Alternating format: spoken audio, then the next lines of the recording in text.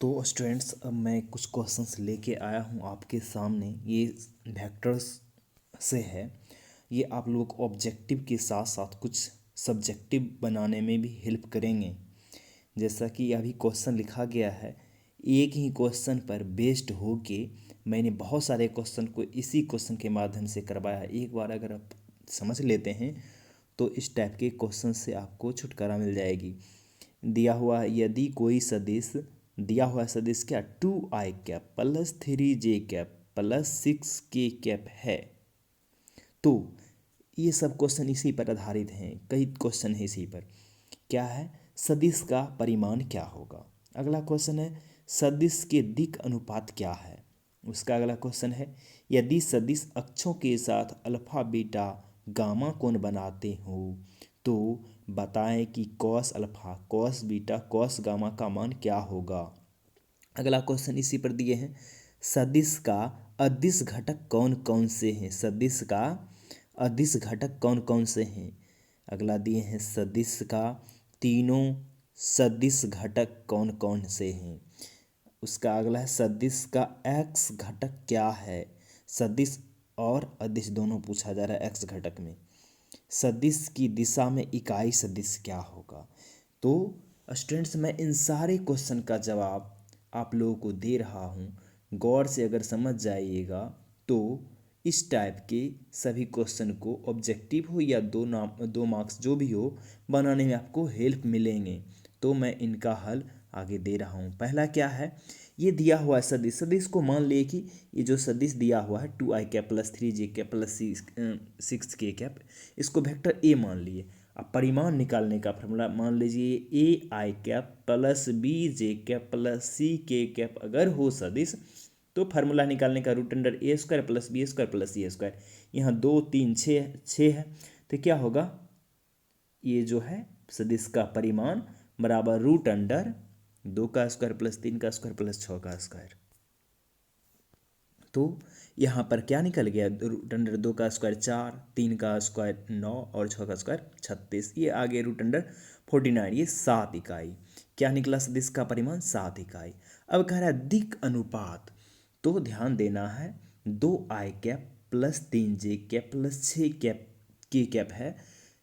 ठीक, तो दिक् अनुपात हो जाएगा 2 3 6, यानी ai cap plus bj cap plus ck cap अगर कोई सदिश दिया हुआ रहता है तो उसका जो दिक् अनुपात होता है वही a b और c। अगला दिया है, अगर कोई सदिश दिया है, कोई वेक्टर दिया हुआ है क्या, xi cap plus yj cap plus zk cap, तो अगर ये वेक्टर अक्ष के साथ xi cap plus yj cap plus zk cap अक्षों के साथ अल्फा बीटा गामा कोण बनाता है। ये एक वेक्टर है, अगर अक्ष के साथ अल्फा बीटा गामा कोण बनाता है तो कॉस अल्फा होता है x बट्टा √x² plus y² plus z²। Cos beta होगा y बट्टा √x² plus y² plus z²।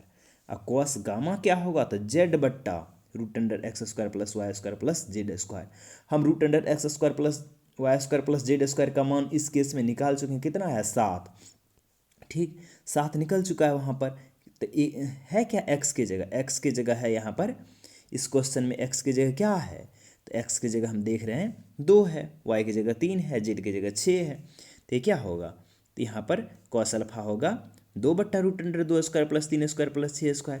Cos beta क्या होगा, y की जगह है क्या इस क्वेश्चन में 3, तो 3 बट्टा √x² plus y² plus z²। ठीक, अब कॉस गामा 6 बट्टा √x² plus y² plus z², तो x की जगह 2, y की जगह 3 और z की जगह 6।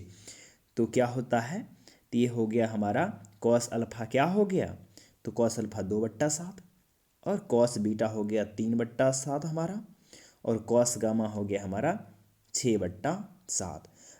और एक चीज़ जान लीजिए, ये क्वेश्चन कई बार पूछा गया है एग्जाम में। अगर कोई सदिश एक्स अक्ष के साथ अल्फा, वाई अक्ष के साथ बीटा और जेड अक्ष के साथ गामा कोण बनाती है तो cos square alpha plus cos square beta plus cos square gamma का मान 1 होता है। Cos square alpha plus cos square beta plus cos square gamma का मान कितना होगा 1, और sine square alpha plus sine square beta plus sine square gamma का मान होगा 2। Cos square alpha plus cos square beta plus cos square gamma का मान 1, और sine square alpha plus sine square beta plus sine square gamma का मान 2। ये इस क्वेश्चन में क्या निकला? कॉस अल्फा का मान 2/7, कॉस बीटा का मान 3/7, कॉस गामा का मान 6/7। ओके, अब हम क्या करते हैं, अगला क्वेश्चन को डिस्कस करते हैं। लिखा, अगर कोई वेक्टर इस फॉर्म में हो, किस फॉर्म में हो? a1 i cap plus b1 j cap plus c1 k cap, तो इसका जो अदिश घटक होगा a1 b1 c1 होगा, a1 b1 c1 होगा अदिश घटक। कौन सा घटक? अदिश घटक। तो ये जो a1 है वो x अदिश घटक है, ये b1 है y घटक हो गया, c1 हो गया z घटक हो गया। तो ये a1 b1 c1 कौन सा घटक है? तो a1 b1 c1 ये अदिश घटक है। अगर सदिश घटक की बात हुई तो सदिश घटक होंगे a1 i cap, b1 j cap और c1 k कैप। इसको बोलेंगे x घटक, इसको बोलेंगे y घटक, इसको बोलेंगे z घटक। अगर इस क्वेश्चन की बात कर ले, 2i cap plus 3j cap plus 6k cap, ये अगर वेक्टर है तो इसका जो अदिश घटक है कौन कौन है? 2 3 6, और सदिश घटक होगा 2i cap 3j cap 6k cap. और अगर हम बात करें, अगर इस वेक्टर में अदिश x घटक कौन है? तो केवल 2। अदिश y घटक कौन है? तो 3। अदिश z घटक कौन है? तो केवल 6। तो इस तरह से हम क्या करते हैं, इस सारे क्वेश्चन का यहाँ पर हम जवाब दे सकते हैं। अगला जो क्वेश्चन है, अगर कोई वेक्टर दिया हुआ है, अगर कोई वेक्टर दिया हुआ है हमें a1 i cap plus b1 j cap plus c1 k cap, ये एक्चुअल में हमारा इस जो 7th नंबर प्रॉब्लम है वो 7th नंबर प्रॉब्लम का है, 6 नहीं, 6 तो तक तो ऊपर में मिल नहीं जाता है जवाब। अब ये 7 नंबर में जो हम लिखे हैं सदिश की दिशा में इकाई सदिश, ये 7 नंबर का जवाब है जो नीचे लिखा गया है। a बराबर a1 i cap plus b1 j cap plus c1 k cap. तो a कैप जो लिखा हुआ इसको a कैप पढ़ेंगे, a कैप जो होगा क्या होगा? तो सदिश a बट्टा सदिश a का परिमाण, सदिश a है क्या? सदिश है a1 i cap plus b1 j cap plus c1 k cap.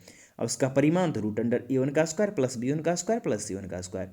अब हम देखते हैं a क्या है? 2i cap plus 3j cap plus c k cap 6k cap. तो a कैप मतलब सदिश a की दिशा में इकाई सदिश, किसी वेक्टर की दिशा में इकाई सदिश को कैप के द्वारा डिनोट करेंगे। तो यहाँ पर वेक्टर ए दिया हुआ है, तो ए की दिशा में इकाई सदिश ए कैप, तो ए कैप क्या हो जाएगा? तो ये वेक्टर बट्टा वेक्टर का परिमाण, तो वेक्टर क्या है? 2i cap plus 3j cap plus 6k cap, बट्टा इसका परिमाण root under 2 square plus 3 square plus 6 square. ठीक, तो इसका मान कितना? रूट 49 का मान 7। तो सेपरेटली हम भाग दे दिए, तो ए कैप आ गया 2/7 i कैप, 3/7 j कैप और 6/7 k कैप। यही हमारा हो गया। तो हम आगे क्वेश्चन का डिस्कशन आप लोगों को करवाते रहेंगे।